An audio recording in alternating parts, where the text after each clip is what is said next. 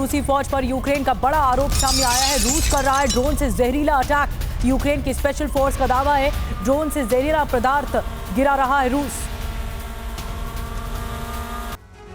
तो रूस का ये जहरीला गैस अटैक है। क्या क्या आरोप लगाए जा रहे हैं, आइए हम आपको विस्तार से जानकारी देते हैं।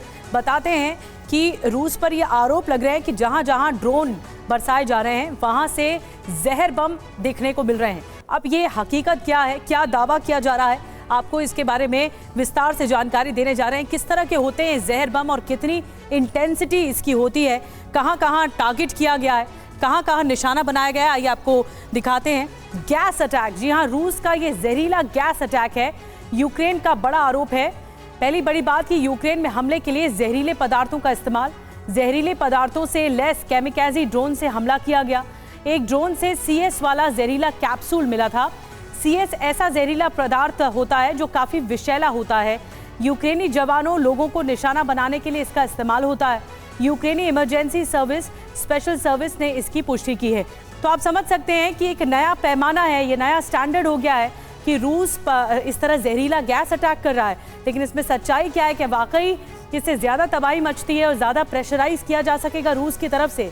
Lieutenant general retired VK Chaturvedi साहब हमारे साथ जुड़ रहे हैं रक्षा विशेषज्ञ के तौर पर बातचीत करने के लिए।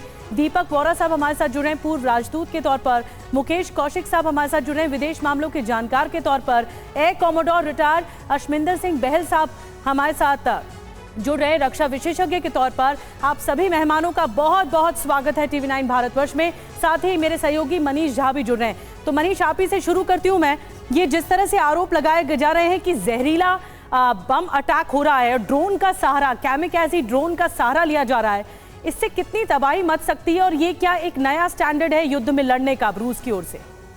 देखिए, सबसे बड़ी बात है कि रूस और यूक्रेन दोनों तरफ से लगातार इस बात के आरोप लगते रहे हैं कि दोनों पक्ष एक दूसरे पर हमला करने के लिए प्रतिबंधित हथियारों का इस्तेमाल करता रहा है। कभी क्लस्टर म्यूनिशन का इस्तेमाल की बात होती है, कभी फास्फोरस गैस के इस्तेमाल की बात होती है और फिर ड्रोन के जरिए भी उन सब हथियारों का इस्तेमाल होता है। बल्कि युद्ध क्षेत्र में मैंने खुद भी कई बार यूक्रेन की तरफ से फास्फोरस गैस के इस्तेमाल के बहुत सारे एविडेंस अपनी आंखों से देखे थे।